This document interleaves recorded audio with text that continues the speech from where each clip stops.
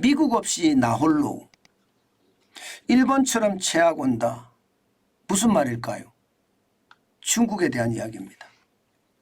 중국은요, 지금 경제적으로 미국과 헤어질 결심을 한 것은 아닌가 저는 예측해 봅니다. 왜냐고요? 이 지표 한번 보세요. 2022년입니다. 중국의 수출 비중이 많이 떨어졌습니다.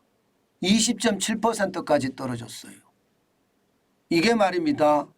많이 갈 때는요, 2006년 기준으로 36%까지 올라갔거든요. 예. 어째 보면 말입니다. 이제 중국의 동력은요, 수출이 아니라 내수다. 이런 얘기가 그냥 쉽게 통용이 될 것 같은 그런 지표예요. 1960년대만 하더라도 중국의 수출 비중은 4.3%예요. 예. 1970년대는 더 낮았습니다. 2.5%. 1980년대는 9%밖에 안 됐습니다.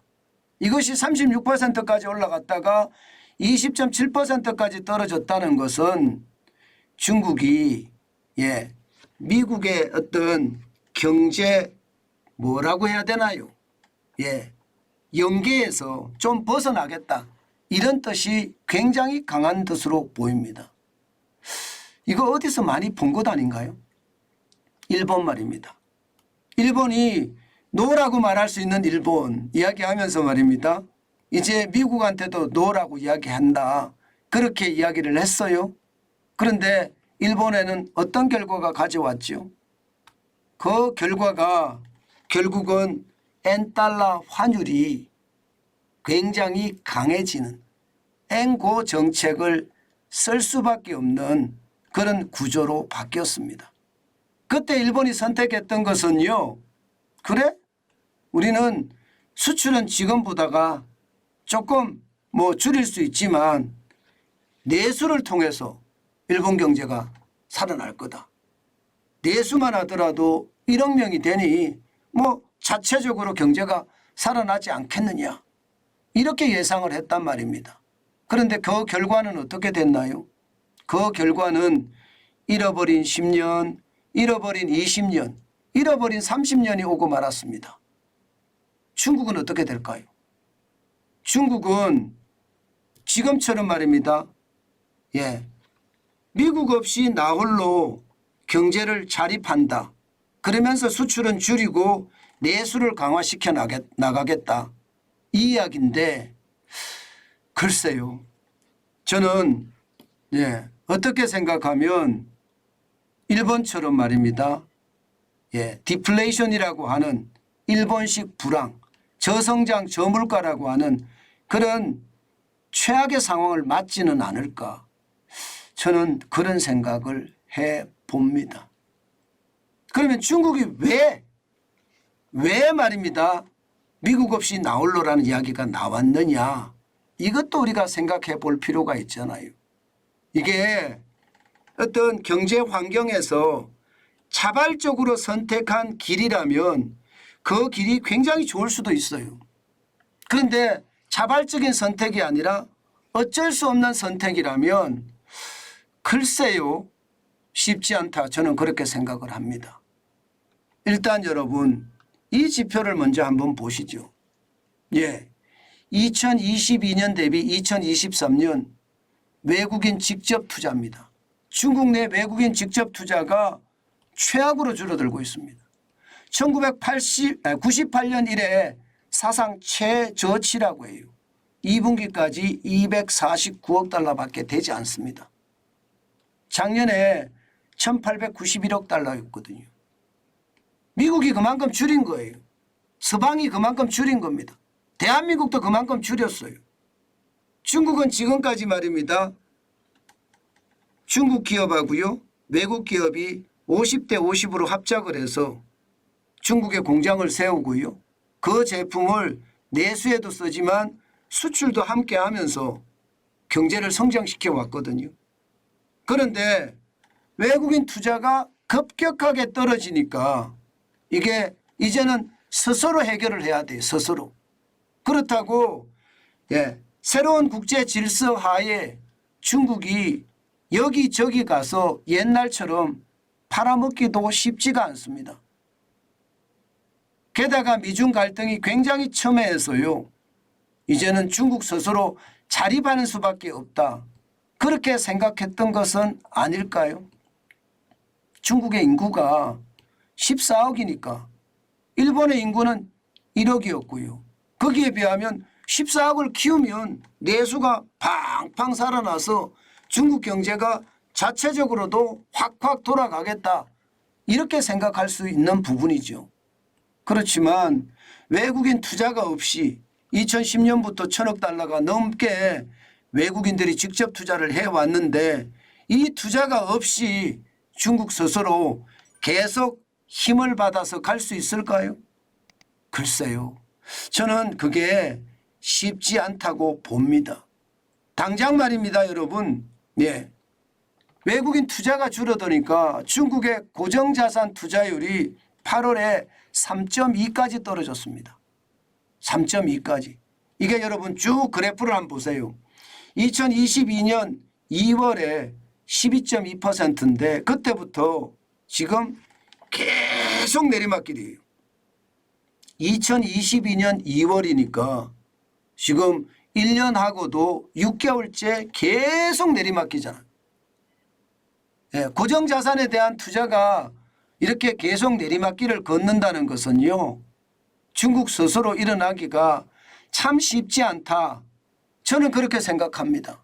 외국인 투자가 뒷받침이 돼줘야 되는데 그렇지 못하다. 이런 생각도 들거든요. 그러면 중국 내에 아니 돈 찍어서 투자하면 되지. 뭐가 걱정이냐. 이렇게 이야기할 수 있잖아요. 그런데 여러분 그것도 만만치 않아요. 그것도 만만치 않습니다. 왜? 부채가 너무 많아요. 2023년 1분기 기준으로 보면 중국 총 부채, 정부 기업 가계부채 포함하면 281.8%입니다.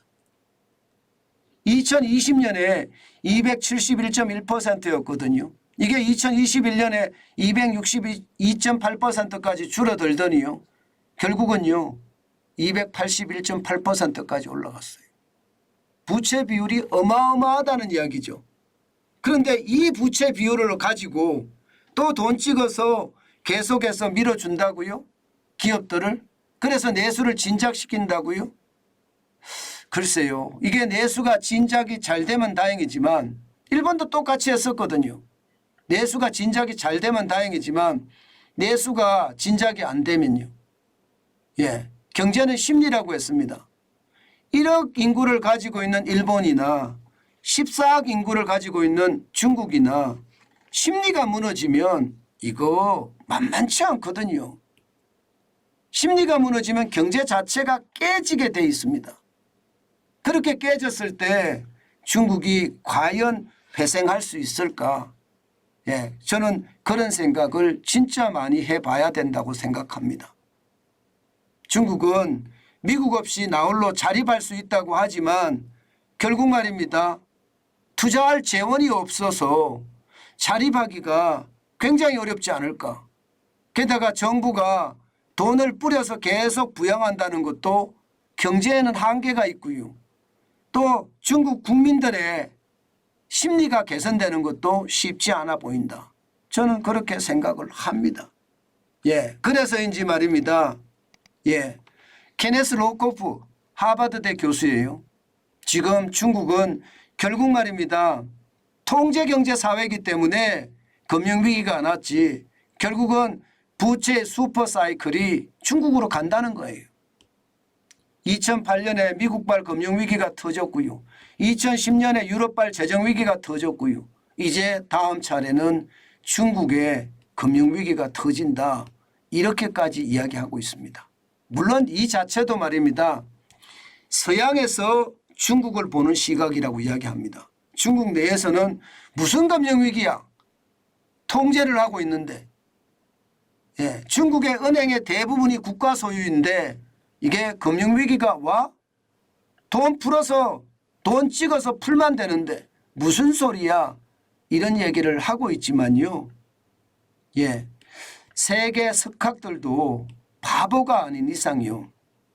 중국의 경제를 저는 진지하고 또 치밀하게 보고 있다고 생각합니다. 그런 차원에서 보면 중국발 금융위기도 무시할 수 없는 거다. 저는 그렇게 생각합니다. 한 번 더 두고 볼 일이지만요. 중국이 앞으로 어떤 방향으로 흘러갈지 우리는 한번 생각을 많이 해보면서요. 제가 호시우보라고 했습니다. 우리에게는 중국이 절대적으로 필요하기 때문에 또 중국이 내수를 더 강화시킨다 그러면 우리 경제에도 더 좋은 소식일 수 있기 때문에 아주 날카롭게 호랑이 눈으로 보고요. 소의 발걸음으로 우직하게 걸어가는 것. 그것이 반드시 필요하다. 저는 그런 생각도 하고요. 아울러서 말입니다. 우리가 중국의 약점이 뭔지 더 빨리 알아채서 기술을 더 높게 초격차로 만들어가는 것. 지금 그 어느 때보다 중요한 시점이 아닌가. 저는 그렇게 생각해 봅니다.